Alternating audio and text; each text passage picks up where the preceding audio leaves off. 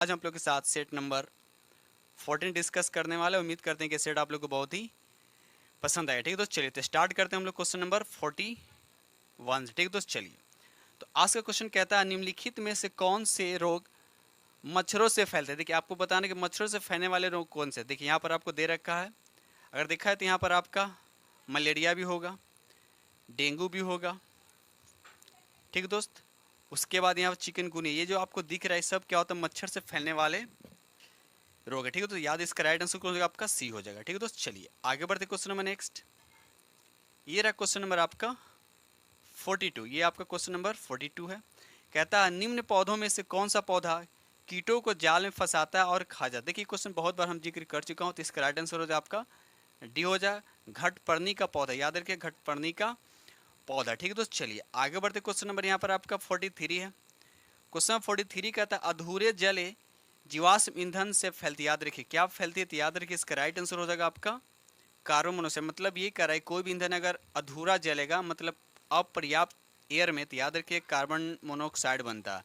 लेकिन अगर कंप्लीटली अगर बर्न होता है तो क्या बनेगा, कार्बन डाइऑक्साइड बनेगा। ये चीज़ आपको याद होने चाहिए। ठीक है दोस्त, चलिए आगे बढ़ते क्वेश्चन नंबर यहाँ पर 44। ये रहा क्वेश्चन नंबर आपका 44। ठीक है दोस्त, चलिए कहता है सांप के जहरीले दांतों को कहा जाता है। सांप के जहरीले दांतों को क्या कहा जाता है, तो याद रखिए इसको विष दंत बोलते हैं। क्या बोलते हैं इसको, विष दंत बोलते हैं। ठीक है दोस्त, चलिए आगे बढ़ते क्वेश्चन नंबर यहाँ पर 45। क्वेश्चन 45 कहता है वर्मी कंपोस्टिंग एक विधि है जिसमें खाद बनाने में उपयोग होता है। तो याद रखिए कि इसका राइट आंसर आपको बताने हैं कि इसका राइट आंसर कौन होगा, फीता क्रीम होगा, जोंक होगा, क्या होगा। तो याद इसका राइट आंसर हो जाएगा आपका केंचुआ हो जाएगा। क्या हो जाएगा दोस्त, इसका राइट आंसर हो जाएगा आपका केंचुआ हो जाएगा। ठीक है, चलिए आगे बढ़ते क्वेश्चन नंबर नेक्स्ट। ये रहा क्वेश्चन नंबर आपका 46। कहता है निम्नलिखित में कौन सा एक निष्क्रिय विटामिन डी है। निष्क्रिय विटामिन डी है, तो याद रखिए इसका राइट आंसर जो हो जाएगा आपका ए हो जाएगा। याद रखिए ए होगा एग्रोकैल्सीफेरॉल। याद रखिए एग्रोकैल्सीफेरॉल, ये क्या है, निष्क्रिय विटामिन डी होता है। ठीक है दोस्त, चलिए आज सबसे पहली बात ये भी याद रखिए कि विटामिन शब्द जो है इसका प्रयोग सबसे पहले किसने किया था, तो याद रखिए फंक ने किया था, फंक। और कब किया था, तो याद रखिएगा 1911 ईस्वी में। ठीक है दोस्त, चलिए आगे बढ़ते क्वेश्चन नंबर नेक्स्ट। चलिए क्वेश्चन में आप देखते हैं क्वेश्चन नंबर 47 क्या कहता है, पार्टी में गुब्बारे फुलाने के लिए निम्नलिखित में से किस किस अक्रिय गैस का उपयोग किया जाता है। तो याद रखिए 47 का राइट आंसर जो हो जाएगा आपका बी हो जाएगा। याद रखिए हीलियम गैस का उपयोग। हीलियम क्या है कि निष्क्रिय गैस, याद रखिए निष्क्रिय गैस। ठीक है दोस्त, चलिए आगे बढ़ते क्वेश्चन नंबर नेक्स्ट। ये रहा क्वेश्चन नंबर आपका 48। क्वेश्चन 48 कहता है जब रक्त प्रवाह में कैल्शियम की मात्रा अधिक हो जाती है तो मनुष्यों में निम्नलिखित में से किस ग्रंथियों द्वारा कैल्सीटोनिक हार्मोन का स्राव होता है। तो याद रखिएगा 48 का राइट आंसर जो हो जाएगा आपका ए होगा। याद रखिएगा थायराइड, याद रखिएगा थायराइड हार्मोन्स का स्रावित होता है। ठीक है दोस्त, चलिए क्वेश्चन नंबर 49 कहता है भारत में किस निर्जन द्वीप में एक पक्षी अभ्यारण्य है। याद रखिए बहुत वीवीआई क्वेश्चन है, बहुत बार एग्जाम में पूछा गया है। तो याद रखिए 49 का राइट आंसर जो होगा आपका ए होगा। ठीक है, पिट्टी द्वीप, याद रखिए पिट्टी द्वीप। ठीक है दोस्त, चलिए आगे बढ़ते क्वेश्चन नंबर नेक्स्ट। चलिए रहा क्वेश्चन नंबर आपका 50। कहता है निम्नलिखित में कौन एक संधिपाद है। कौन एक संधिपाद है, तो इसका राइट आंसर जो होगा आपका बी होगा सहस्त्रपाद। याद रखिए सहस्त्रपाद ऑप्शन हो जाएगा आपका बी हो जाएगा। ठीक है दोस्त, चलिए आगे बढ़ते क्वेश्चन नंबर नेक्स्ट। चलिए ये रहा क्वेश्चन नंबर आपका 51। चलिए क्वेश्चन नंबर यहाँ पे 51 का था ऊँट के बारे में इनमें कौन सा कथन गलत है। याद रखिए इसका राइट आंसर जो हो जाएगा आपका सी होगा, उन्हें बहुत पसीना आता है। ये गलत बात है, याद रखिएगा वो क्या करता है, ऊँट जो है जल को अपने शरीर में संरक्षण करता है जिसके कारण उन्हें संवेदन बहुत कम आता है, पसीना क्या होता है बहुत कम होता है। ठीक है दोस्त, चलिए ये चीज़ याद रखिएगा। और साथ साथ ये भी याद रखिएगा कि सामान्य रूप से ऊँट अपने रक्त में जल को क्या करता है, संग्रहित रखता है। और जबकि फैट जो होता है, वसा जो होता है, वह कुबर, जो ऊँट में जो कुबर टाइप का होता है उसमें फैट को क्या करता है, स्टोर करता है। ठीक है दोस्त, तो इतने फैक्ट आपको ऊँट के बारे में पता होना चाहिए। चलिए आगे बढ़ते question number next. Question number 52 कहता है जिग्गा वायरस रोग मुख्यतः मच्छरों की प्रजाति द्वारा संचारित विषाणु के कारण होता है। बताना इसमें कौन सा रोग होता है, तो याद रखिए इसका राइट आंसर होगा आपका एंडीज। याद रखिएगा एंडीज। ठीक है दोस्त, चलिए आगे बढ़ते क्वेश्चन नंबर 53। निम्नलिखित में कौन सा एक लौह खनिज है। लौह खनिज आपको बताना है इसमें कौन सा है, तो याद रखिए इसका राइट आंसर जो हो जाएगा आपका मैग्नीज हो जाएगा। याद रखिएगा मैग्नीज हो आपका क्या है, लौह खनिज है। ठीक है दोस्त, चलिए आगे बढ़ते क्वेश्चन नंबर 54। ये रहा क्वेश्चन नंबर आपका 54। क्वेश्चन 54 कहता है निम्नलिखित कथनों में कौन सा कथन आपको सही बताना, इसमें कौन सा कथन है स्टेटमेंट जो आपका दे रखा है वो राइट है। तो याद रखिए इसका राइट आंसर जो आपका बी हो जाएगा। एक फ्राइंग पैन एक अपारदर्शी वस्तु का एक उदाहरण है, बिल्कुल सही बात है। तो याद रखिए इसका राइट आंसर आपका हो जाएगा बी हो जाएगा। ठीक है दोस्त, चलिए आगे बढ़ते क्वेश्चन नंबर नेक्स्ट। ये रहा क्वेश्चन नंबर आपका 55। क्वेश्चन 55 कहता है राज्यसभा में संबंधित संवैधानिक प्रावधानों के संदर्भ में निम्नलिखित में से कौन सा कथन आपका सही है। तो याद रखिए इसका राइट आंसर जो हो जाएगा आपका बी हो जाएगा। भारत के उपराष्ट्रपति राज्यसभा के पदेन अध्यक्ष होते हैं, याद रखिएगा। ठीक है दोस्त, चलिए आगे बढ़ते हैं क्वेश्चन नंबर हम लोग 56। क्वेश्चन 56 कहता है इनमें से कौन भू संसाधनों के उत्पादक और उपभोक्ता दोनों है। तो याद रखिए इसका राइट आंसर जो हो जाएगा आपका मानव। ठीक है दोस्त, चलिए आगे बढ़ते क्वेश्चन नंबर नेक्स्ट। ये रहा क्वेश्चन नंबर आपका 57। क्वेश्चन 57 कहता है चंपानेर पावागढ़ पुरातात्विक उद्यान किस राज्य में। देखिए पूछा जा रहा है चंपानेर पावागढ़ जो पुरातात्विक उद्यान है वह भारत के किस राज्य में है। तो याद रखिए इसका राइट आंसर जो हो जाएगा आपका डी हो जाएगा, यानी कहाँ है तो ये गुजरात में। याद रखिएगा ये कहाँ है तो गुजरात में है। ठीक है दोस्त, चलिए आगे बढ़ते हैं। साथ साथ ये भी याद रखिएगा कि चंपानेर पावागढ़ पार्क जो है 2004 में यूनेस्को की सूची में शामिल हुआ है। ठीक है दोस्त, चलिए आगे बढ़ते क्वेश्चन नंबर नेक्स्ट। ये रहा क्वेश्चन नंबर का 58। HIV एक विषाणु है जो शरीर की प्रतिरक्षा प्रणाली पर हमला करता है। HIV का पूर्ण नाम आपको बताना है। तो याद रखिए इसका राइट आंसर जो हो जाएगा आपका बी होगा, ह्यूमन इम्यूनो डिफिशियंसी वायरस। याद रखिएगा। ठीक है दोस्त, चलिए इसका आपका पूरा नेम याद रखना है किसका तो HIV का। ठीक है दोस्त, चलिए आगे बढ़ते क्वेश्चन नंबर नेक्स्ट। ये रहा क्वेश्चन नंबर आपका 59। क्वेश्चन नंबर आते हैं 59। कहता है निम्नलिखित में किसका उपयोग सर्च लाइट में प्रवर्तक रूप में किया जाता है। तो याद रखिए इसका राइट आंसर जो हो जाएगा आपका सी हो जाएगा, मतलब अवतल दर्पण का उपयोग किया जाता है। साथ साथ ये भी याद रखिए गाड़ी के हेडलाइट में भी अवतल दर्पण का उपयोग किया जाता है। और जहाँ और साथ साथ ये भी याद रखिए जहाँ हजामत बनाया जाता है वहाँ पर भी जो हजामत बनाने वाला जो दर्पण यूज करता है वहाँ भी क्या होता है अवतल दर्पण ही उपयोग करता है। ठीक है दोस्त, चलिए आगे बढ़ते क्वेश्चन नंबर 60। निम्न कौन विद्युत धारा के उसमें प्रभाव के प्रायोगिक अनुप्रयोग पर आधारित नहीं है। तो याद है इसका राइट आंसर जो हो जाएगा आपका सी होगा, इलेक्ट्रिक बेल। याद रखिए इलेक्ट्रिक बेल। ठीक है दोस्त, चलिए आगे बढ़ते question number next. Question number 61 कहता है ध्वनि के माध्यम में संचरण के दौरान कणों के उच्च घनत्व का क्षेत्र है। तो याद रखिए इसका राइट आंसर जो हो जाएगा आपका डी होगा, संपीड़न। याद रखिए दोस्त संपीड़न। ठीक है, चलिए आगे बढ़ते क्वेश्चन नंबर 62। निम्नलिखित में कौन सा एक तत्व नहीं, देखिए इसमें बताना कौन सा एक तत्व नहीं। तो याद रखिए जल क्या है तत्व नहीं बल्कि क्या है यौगिक यानी कंपाउंड है। ठीक है दोस्त, जिसका अनुसूत्र होता है H2O होता है। ठीक है दोस्त, चलिए आगे बढ़ते हैं। साथ साथ ये भी याद रखिएगा कि शुद्ध जो जल होता है उसका pH मान कितना होता है। तो याद रखिएगा 7 होता है। ठीक है, चलिए क्वेश्चन नंबर यहाँ पर 63 कहता है मुक्त रूप से गिरने के दौरान पिंड किस स्थिति में होता है, किस स्थिति में रहता है। तो याद रखिएगा इसका राइट आंसर जो होता है वेटलेस, मतलब भारहीनता की स्थिति में होता है। ठीक है दोस्त वीडियो अच्छा लगा तो प्लीज़ लाइक जरूर कीजिएगा और जो फ्रेंड चैनल पर नए चैनल को सब्सक्राइब कर लीजिएगा और साथ में बेल आइकन को प्रेस करना नहीं भूलिएगा। ठीक है दोस्त, चलिए बढ़ते क्वेश्चन नंबर नेक्स्ट। ये रहा क्वेश्चन नंबर आपका 64। कहता है पौधों में फ्लोएम डैश के परिवहन के लिए उत्तरदायी, किसके लिए उत्तरदायी। तो याद रखिए इसका राइट आंसर जो हो जाएगा बी यानी भोजन होगा। सबसे पहली बात ये भी याद होना चाहिए फ्लोएम क्या होता है जटिल उत्तक होता है। इसमें एक और होता है जाइलम, एक फ्लोएम, दो होता है। जाइलम का काम क्या है ये खनिज लवण को जड़ से पत्तों तक पहुंचाना, और फ्लोएम का काम क्या है कि पत्तों में जो खाना बन जाता है उसके प्लांट्स के सभी भागों में पहुंचाना। तो जो भोजन बनता है कहाँ तो लीफ में बनता है, इसलिए तो लीफ को क्या कहा गया है प्लांट का किचन कहा गया। याद रखिएगा लीफ को क्या कहा गया प्लांट ऑफ किचन कहा गया। याद रखिएगा, चलिए आगे बढ़ते क्वेश्चन नंबर 65। ठोस के पिघलने के दौरान इसका तापमान क्या होता है, ये आपको बताना है। ठोस के पिघलने के दौरान इसका तापमान क्या होता है। तो याद रखिएगा यहाँ पर इसका राइट आंसर जो हो जाएगा आपका बी होगा, परिवर्तित नहीं, उसके टेम्परेचर में क्या होता है कोई फर्क नहीं पड़ता। ठीक है दोस्त, चलिए तो इसका राइट आंसर हो जाएगा आपका बी हो जाएगा। चलिए आगे बढ़ते question number next. Question number यहाँ पर 66 कहता है निम्नलिखित में से कौन सा एक ऊर्ध्वपातक पदार्थ नहीं, ऊर्ध्वपातक पदार्थ नहीं है, मतलब सब्लिमेट की बात कर रहा है, जो सीधा सॉलिड से क्या होता है गैस में कन्वर्ट होता है। तो इसमें बताना कि कौन नहीं है, तो याद रखिए 66 का राइट आंसर जो हो जाएगा आपका ये होगा सोडियम सल्फेट जो होता है। ये सब्लिमेट मतलब ऊर्ध्वपातक पदार्थ नहीं है, यानी कहने ऊर्ध्वपातक का मतलब होता है कि जो सीधा सॉलिड से क्या होता है गैस में कन्वर्ट होता है।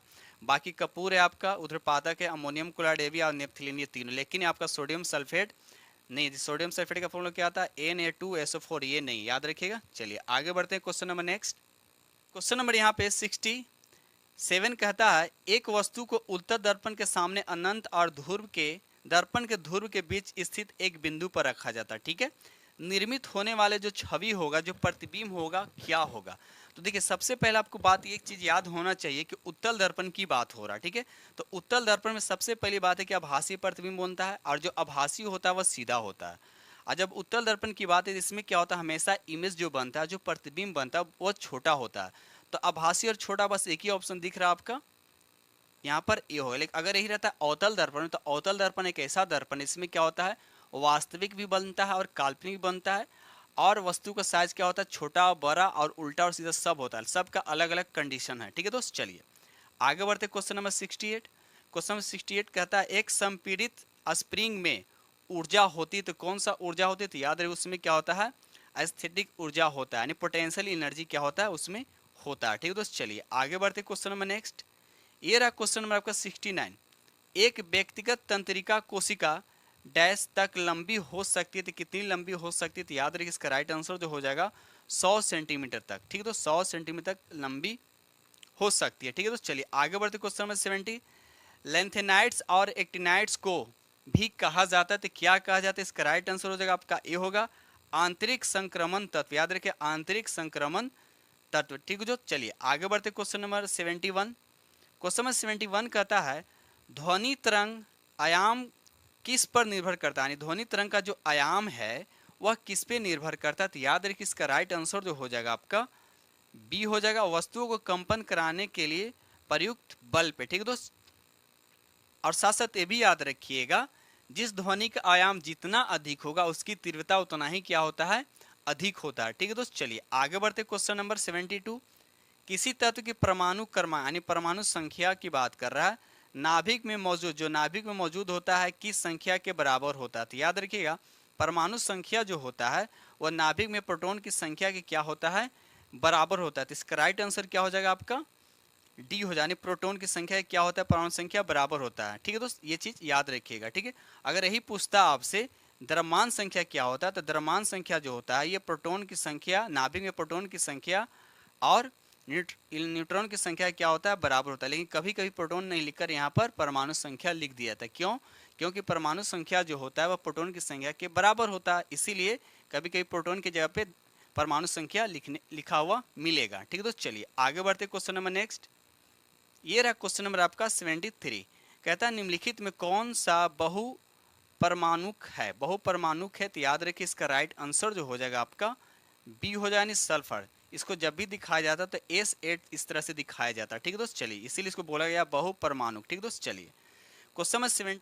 प्रकाश संश्लेषण की प्रक्रिया में मदद करने के लिए हरी पत्तियों में कौन सा पदार्थ मौजूद होता है, तो याद रखिए इसका राइट आंसर आपको बताने, तो याद है इसमें क्या होता है क्लोरोफिल होता है, क्या होता है क्लोरोफिल होता है, ये चीज याद होने चाहिए, ठीक है दोस्त। साथ साथ ये भी याद क्लोरोफिल में क्या होता है तो मैग्नीशियम भी होता है, क्या होता है मैग्नीशियम भी होता है, तो ये इतने फैक्ट आपको याद होने चाहिए, ठीक है दोस्त। चलिए आगे बढ़ते क्वेश्चन नंबर नेक्स्ट।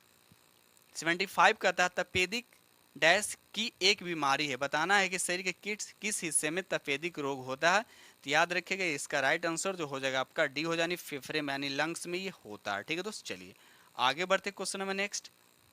ये रहा क्वेश्चन नंबर आपका 76। क्वेश्चन नंबर 76 कहता है निम्नलिखित में कौन सी भारत की सबसे छोटी आर्द्र भूमि है, तो इसका राइट आंसर आपको बताना है, तो याद रखिए इसका राइट आंसर होगा आपका रेणुका। याद रखिए रेणुका जो है भारत की सबसे छोटी आर्द्र भूमि है। अब ये रेणुका आर्द्र भूमि कहाँ, तो याद रखिएगा रेणुका जो आर्द्र भूमि है ये हिमाचल प्रदेश में अवस्थित है, याद रखिए हिमाचल प्रदेश में यह अवस्थित है, ठीक है दोस्तों। चलिए आगे बढ़ते क्वेश्चन नंबर 77। 7 वर्षीय युद्ध यानी 1756 से 1763 के परिणाम स्वरूप निम्न में कौन से देशों की फौज की हार हुई है, तो याद रखिए इसका राइट आंसर जो हो जाए आपका फ्रांसीसी की हार हुई, याद रखिएगा। इसमें जीता कौन तो याद रखिएगा इंग्लैंड। ठीक है दोस्त, चलिए आगे बढ़ते। क्वेश्चन नंबर 78 कहता है सेंटियागो राजधानी किसका राजधानी, तो याद रखिए चिली की राजधानी। याद रखिए चिली की राजधानी कहाँ है, तो सेंटियागो है। ठीक है दोस्त, चलिए आगे बढ़ते question number next. Question number 79 कहता है 1902 में पुलिस कमीशन किसकी अध्यक्षता में स्थापित हुआ था, तो याद रखिए इसका राइट आंसर जो हो जाएगा आपका सी होगा, सर एंड्रयू फ्रेजर की अध्यक्षता में स्थापित हुआ था। ठीक है दोस्त, चलिए आगे बढ़ते क्वेश्चन नंबर 80। निम्नलिखित में कौन सी नदी का उद्गम भारत में नहीं, देखिए बहुत बारी क्वेश्चन डिस्कस हो चुका है, बताना है कि इसमें कौन सा ऐसा नदी है जिसका उद्गम जो है भारत में नहीं, तो याद रखिएगा ब्रह्मपुत्र नदी। ब्रह्मपुत्र नदी का उद्गम जो है भारत में नहीं तो है कहाँ, तो याद है ब्रह्मपुत्र नदी का उद्गम जो है हिमालय के उत्तर में तिब्बत के मानसरोवर झील के निकट में, याद रखिएगा। ठीक है दोस्त, चलिए और ये भारत में सबसे पहले किस राज्य में एंट्री करता है, तो याद रखिएगा ये अरुणाचल प्रदेश से भारत में क्या करता है, एंट्री करता है। ठीक है दोस्त, आई बात समझ में। ठीक है, तो इतने फैक्ट आपको याद होने चाहिए। चलिए आगे बढ़ते क्वेश्चन नंबर 81। सौर मंडल में क्षुद्र ग्रह बेल्ट निम्न में से किन दो ग्रहों के बीच होता है, सिंपल सा क्वेश्चन है यहाँ पर, क्षुद्र ग्रह जो है किन दो ग्रहों के बीच में होता है, तो याद रखिए इसका राइट आंसर जो हो जाएगा आपका बी हो जानी मंगल और बृहस्पति ग्रह के बीच में क्या होता है, तो क्षुद्र ग्रह होता है। ठीक है दोस्त, चलिए आगे बढ़ते क्वेश्चन नंबर नेक्स्ट। ये रहा क्वेश्चन नंबर आपका 82। कहता भारत में रेलवे यानी रेलगाड़ी की शुरुआत कब हुई थी, आपसे पूछा है, तो याद है इसका राइट आंसर जो हो जाएगा 1853 में। ठीक है, तो 1853 में। अब भारत में सर्वप्रथम रेलगाड़ी शुरुआत 1853 में कब था, यानी 16 अप्रैल। याद रखिए 16 अप्रैल, जिसमें क्या होता है मुंबई से थाने 34 किलोमीटर ट्रेन क्या थी, चली थी। याद रखिएगा दोस्त, और उसमें इसका शासन किसका था, तो लॉर्ड डलहौजी का। याद रखिएगा। ठीक है दोस्त, चलिए क्वेश्चन नंबर नेक्स्ट। ये रहा क्वेश्चन नंबर 83 कहता है, क्वेश्चन नंबर 83 कहता है निम्नलिखित में कौन सा इजराइल का मुद्रा है, तो याद रखिए इसका राइट आंसर जो हो जाएगा आपका ये होगा, नहीं शेकेल जो है इजराइल की मुद्रा है। ठीक है दोस्त, चलिए आगे बढ़।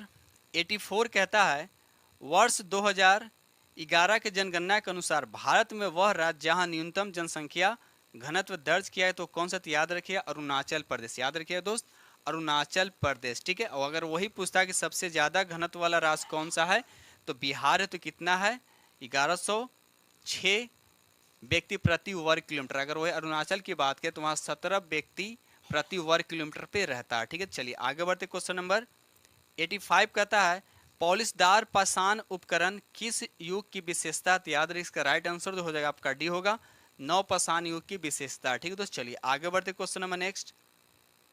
ये रहा क्वेश्चन नंबर आपका 86 कहता है भारत के उत्तरी पश्चिम भाग में शीतकालीन वर्षा मुख्य रूप से निम्नलिखित के कारण से होती है, तो याद है इसका राइट आंसर जो हो जाएगा आपका ये हो जाएगा पश्चिमी विक्षोभ। याद रखिएगा पश्चिमी विक्षोभ। ठीक है दोस्त, चलिए क्वेश्चन नंबर 87 कहता है राज्यसभा के सदस्य के चुनाव की प्रक्रिया ग्रहण की गई, तो याद रखिए इसका राइट आंसर जो हो जाएगा आपका बी हो जाए दक्षिण अफ्रीका के संविधान से। याद रखिए दक्षिण अफ्रीका के संविधान से। ठीक है दोस्त, चलिए आगे बढ़ते क्वेश्चन नंबर नेक्स्ट।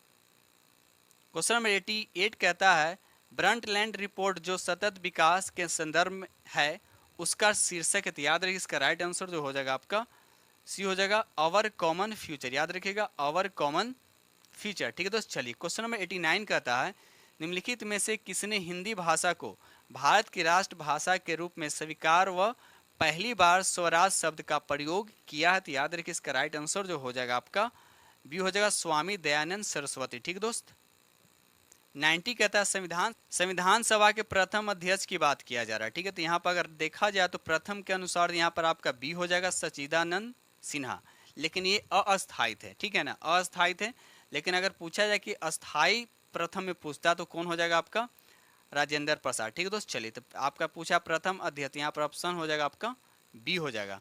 लेकिन आपसे क्वेश्चन एक यहाँ पर ये भी पूछा जा सकता है कि राजेंद्र प्रसाद जो है ये अस्थायी अध्यक्ष कब बने थे, तो याद रखिएगा 11 दिसंबर 1946 को। याद रखिए 11 दिसंबर 1946 को अस्थायी अध्यक्ष बने थे। ठीक है दोस्त, चलिए आगे बढ़ते question number next. Question number 91 कहता है बेरोजगारी व मुद्रास्फीति की संयुक्त घटक कहलाती है, तो इसका राइट आंसर हो जाएगा आपका सी होगा स्टैगफ्लेशन। याद रखिएगा स्टैगफ्लेशन। ठीक है दोस्त, क्वेश्चन नंबर 92 कहता है भारतीय नियोजन के वास्तुकार कौन थे, तो इसका राइट आंसर हो जाएगा आपका डी हो जाएगा पंडित जवाहरलाल नेहरू। ठीक है दोस्त, चलिए आगे बढ़ते क्वेश्चन नंबर नेक्स्ट। ये रहा क्वेश्चन नंबर आपका 93 कहता है निम्न में से उनकी पहचान का जो रिजर्व बैंक का कार्य नहीं है। तो बताने कि इसमें कौन सा कार्य जो रिजर्व बैंक का नहीं, तो याद रखिए इसका राइट आंसर जो हो जाएगा आपका सी हो, जनता से प्राप्त जमाओं पर ब्याज देना, ये रिजर्व बैंक का काम नहीं है। ठीक दोस्त, चलिए आगे बढ़ते question number next. Question number 94 कहता है भारतीय ज्ञानपीठ पुरस्कार से सम्मानित प्रथम व्यक्ति कौन थे? तो याद है इसका राइट आंसर जो आपका बी हो जाएगा, गोविंद शंकर कुरूप। याद रखिए गोविंद शंकर कुरूप। क्वेश्चन नंबर 95 कहता है इसरो की स्थापना किस वर्ष हुआ? आपको बताना इसरो की स्थापना किस वर्ष हुआ, तो याद रखिएगा डी यानी 1969 में, याद रखिएगा। ठीक है दोस्त, चलिए आगे बढ़ते question number next. Question number 96 कहता है अकबर द्वारा बनाया गया उपासना भवन, देखिए अकबर द्वारा जो बनाया उपासना भवन का क्या नाम था? तो याद रखिए इसका राइट आंसर जो हो जाएगा आपका इबादत खाना, याद रखिएगा इबादत खाना। ठीक है दोस्त, और ये इबादत खाना अकबर ने कब बनवाया था? तो याद रखिएगा 1575 ईस्वी में बनवाया था। ठीक है दोस्त, चलिए आगे बढ़ते question number next. Question number यहाँ पर 97 कहता है उत्तरी भारत की प्रथम मुस्लिम महिला शासक थी, तो कौन थी? तो याद रखिए इसका राइट आंसर हो जाएगा आपका रजिया सुल्तान है। बिल्कुल इजी क्वेश्चन है। ठीक है, क्वेश्चन नंबर यहाँ पर 98 कहता है पूर्ण स्वराज संकल्प को भारतीय राष्ट्रीय कांग्रेस के लाहौर अधिवेशन में किसने प्रस्तुत किया था? तो इसका राइट आंसर आपको बताने, तो यहाँ पर आंसर हो जाएगा आपका बी हो जाएगा JL नेहरू। याद रखिए JL नेहरू। ठीक है दोस्त, चलिए आगे बढ़ते क्वेश्चन नंबर नेक्स्ट। ये रहा क्वेश्चन नंबर आपका 99 कहता है किसी राज्य में विधान परिषद के सृजन के लिए निम्नलिखित में कौन आवश्यक शर्त है? तो याद रखिए इसका राइट आंसर हो जाएगा आपका ए हो जाएगा संबंधित राज्य विधानसभा की सदस्य संख्या कम से कम 120 होनी चाहिए। ठीक है दोस्त, चलिए तो ये इसका आपका होना चाहिए। ठीक है, चलिए आगे बढ़ते क्वेश्चन नंबर नेक्स्ट। ये रहा क्वेश्चन नंबर आपका 100 कहता है आपात उपबंध का उल्लेख भारतीय संविधान के किस भाग में है? तो याद रखिए इसका राइट आंसर हो जाएगा आपका भाग 18 यानी ऑप्शन आपका डी हो जाएगा। ठीक है दोस्त, चलिए क्वेश्चन नंबर 101 कहता है क्वेश्चन नंबर 101 कहता है उस रीट का नाम बताइए जिसके तहत अदालत किसी गिरफ्तारी का तरीका या आधार विधित संतोषजनक न होने पर गिरफ्तार व्यक्ति को उसके सामने पेश किए जाने या मुक्त किए जाने का आदेश देती थी। याद रखिए इसका राइट आंसर जो हो जाएगा आपका डी हो जाएगा बंदी प्रत्यक्षीकरण। ठीक है दोस्त, बंदी प्रत्यक्षीकरण। ठीक है दोस्त, 102 कहता है एलोरा में सुविख्यात कैलाश मंदिर का निर्माण किस राष्ट्र शासन ने करवाया था? तो इसका राइट आंसर हो जाएगा आपका सी होगा कृष्ण वन। याद रखिए कृष्ण वन ने करवाया था। ठीक है दोस्त, चलिए आगे बढ़ते question number next.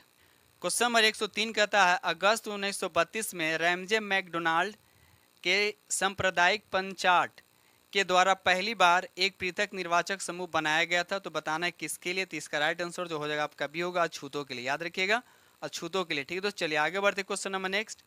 Question number 104 कहता है गढ़वाल रेजिमेंट के सैनिकों ने प्रदर्शनकारियों पर गोली चलाने से इनकार कर दिया, तो क्यों किया था? तो याद रखिए इसका राइट आंसर जो हो जाएगा आपका ये हो जाएगा सविनय अवज्ञा आंदोलन। ठीक है दोस्त, चलिए आगे बढ़ते क्वेश्चन नंबर 105 भारत में सर्वोच्च न्यायालय में नियुक्त होने वाली पहली महिला न्यायाधीश कौन थी? तो इसका राइट आंसर आपको बताना, तो कौन थी? इसका राइट आंसर आपका फातिमा बीबी, फातिमा बीबी। और ये कब नियुक्त हुई थी? तो याद रखिएगा 1989 में। ठीक है, तो 1989 में डेट भी याद रखिएगा। क्वेश्चन नंबर यहाँ पे किस तिथि को डॉक्टर राजेंद्र प्रसाद को संविधान सभा का स्थायी अध्यक्ष चुना? देखिए अभी हम थोड़ा देर पहले इस क्वेश्चन को इस तरह क्वेश्चन डिस्कस किया था, तो याद रखिएगा 11 दिसंबर 1946 को। याद रखिए 11 दिसंबर 1946 को। ठीक है दोस्त, चलिए आगे बढ़ते क्वेश्चन नंबर नेक्स्ट। ये रहा क्वेश्चन नंबर आपका 107 राष्ट्रगान को संविधान सभा द्वारा कब अपनाया गया था? तो याद है इसका राइट आंसर हो जाएगा आपका 24 जनवरी 1950 को अपनाया गया था। ठीक है दोस्त, चलिए आगे बढ़ते क्वेश्चन नंबर 108 भारत के किस राज्य की वर्तमान मूल्यों पर न्यूनतम प्रति व्यक्ति आय सबसे क्या है कम है? तो याद है इसका राइट आंसर हो जाएगा आपका नागालैंड में। ठीक है दोस्त, चलिए क्वेश्चन नंबर 109 कहता है निम्न में सर्वाधिक जनसंख्या घनत्व किस जिले में? बिहार से क्वेश्चन पूछा है किस जिले में? तो याद रखिए इसका राइट आंसर जो हो जाएगा पटना हो जाए। विकल्प के अनुसार क्या हो जाएगा? पटना हो जाएगा। अगर यहाँ पर सीवर होता तो सीवर आंसर होता। सीवर का कितना था? याद रखिए 1880। उसके बाद दूसरे नंबर पटना आता। ठीक है, लेकिन और सीवर तो है नहीं, इसलिए उसके बाद पटना का नंबर है, तो याद रखिए यहाँ पर ऑप्शन के अकॉर्डिंग पटना हो जाएगा। ठीक है, तो लेकिन यही पूछता कि बिहार में अगर किस जिले का सबसे ज़्यादा होता है जनसंख्या घनत्व, तो याद रखिएगा शिवहर का होता है, ये याद रखिए। चलिए आगे बढ़ते क्वेश्चन नंबर नेक्स्ट। ये रहा क्वेश्चन नंबर आपका 110 कहता है संविधान के इनमें से किस अनुच्छेद में केंद्रीय बजट को वार्षिक वित्तीय वितरण के रूप में संदर्भित किया गया। तो याद है इसका राइट आंसर जो है आपका बी होगा, अनुच्छेद 112 में। ठीक है दोस्त, चलिए क्वेश्चन नंबर 1, किस कारण से दिन और रात होते हैं ये आपको बताना है। तो याद है इसका राइट आंसर जो है पृथ्वी के घूर्णन के कारण क्या होता है, दिन और रात होते हैं। लेकिन वही रहता है कि अगर मौसम कैसे चेंज होता है तो वह पृथ्वी के परिक्रमण के कारण होता है। ठीक है, चलिए इतना फैक्ट आपको याद होने चाहिए। ठीक है, तो चलिए आगे बढ़ते क्वेश्चन नंबर नेक्स्ट। ये रहा क्वेश्चन नंबर 112 कहता है हम्बोल्ट जलधारा दक्षिण अमेरिका के किस तट पर चलती है। तो याद रखिए इसका राइट आंसर जो होगा आपका बी होगा, पश्चिमी तट पर चलती है। ठीक है दोस्त, चलिए क्वेश्चन नंबर 113 कहता है Indian knowledge supremacy the news Dawn के लेखक कौन है। तो याद रखिए इसका राइट आंसर जो हो जाएगा आपका सी होगा, डॉक्टर अश्वनी फर्नांडिस। याद रखिएगा दोस्त, चलिए आगे बढ़ते question number next. Question number 114 कहता है यहाँ पे जनवरी 2023 में कैबिनेट ने डैश रुपये के राष्ट्रीय हरित हाइड्रोजन मिशन को मंजूरी दी। तो बताना कितने रुपये। तो याद रखिए इसका राइट आंसर जो हो जाएगा आपका ये होगा 19,744 करोड़ रुपया। ठीक है दोस्त, चलिए क्वेश्चन नंबर 115 कहता है गोवा में मोपा एयरपोर्ट का नाम बदलकर क्या कर दिया गया। तो याद रखिए इसका राइट आंसर जो हो जाएगा आपका ये हो जाएगा मनोहर इंटरनेशनल एयरपोर्ट। ठीक है दोस्त, चलिए आगे बढ़ते क्वेश्चन नंबर नेक्स्ट। ये रहा क्वेश्चन नंबर आपका 16। क्वेश्चन नंबर 16 कहता है फरवरी 2023 में तुर्की और सीरिया में आए विनाशकारी भूकंप में भारत सरकार के तुर्की मदद के लिए कौन सा ऑपरेशन चलाया था। तो याद रखिए इसका राइट आंसर जो है ऑपरेशन दोस्त। याद रखिएगा ऑपरेशन दोस्त। ठीक है दोस्त, चलिए आगे बढ़ते क्वेश्चन नंबर 117। क्वेश्चन नंबर 117 कहता है इसरो द्वारा श्रीहरिकोटा से स्मॉल सैटेलाइट लॉन्च व्हीकल्स का सफल प्रक्षेपण कब किया गया था। तो इसका राइट आंसर हो जाएगा आपका बी हो जाएगा 10 फरवरी 2023 को। ठीक है दोस्त, चलिए क्वेश्चन नंबर 118 कहता है किस भारतीय राज्य ने 15 मार्च 2023 को पहली बार इलेक्ट्रिक ट्रेनों की शुरुआत की है। तो इसका राइट आंसर जो हो जाएगा आपका ये हो जाएगा, यानी मेघालय। ठीक है दोस्त, चलिए आगे बढ़ते question number next. Question number 119 कहता है राष्ट्रीय सिविल सेवा दिवस किस तारीख को मनाया जाता है। राष्ट्रीय सिविल सेवा दिवस किस तारीख को मनाया जाता है। तो याद रखिएगा 21 अप्रैल को मनाया जाता है। ठीक है दोस्त, आइए रहा आज का लास्ट क्वेश्चन। संयुक्त राष्ट्र संघ के आंकड़ों के अनुसार कौन सा देश विश्व का सबसे अधिक जनसंख्या वाला देश बन गया। तो याद रखिए इसका राइट आंसर जो हो जाएगा बी, यानी भारत जो है संयुक्त राष्ट्र संघ के आंकड़ों के अनुसार विश्व का सबसे अधिक जनसंख्या वाला देश बन गया। ठीक है दोस्त, चलिए तो इस तरह से हमने आप लोगों के साथ ATMC को डिस्कस किया हूं और उम्मीद करता हूं कि आप लोग को बहुत ही पसंद आएगा। ठीक है दोस्तों, इसी के साथ में वीडियो करते हैं समाप्त और मिलते हैं आप लोग नेक्स्ट वीडियो में। तब तक के लिए थैंक यू।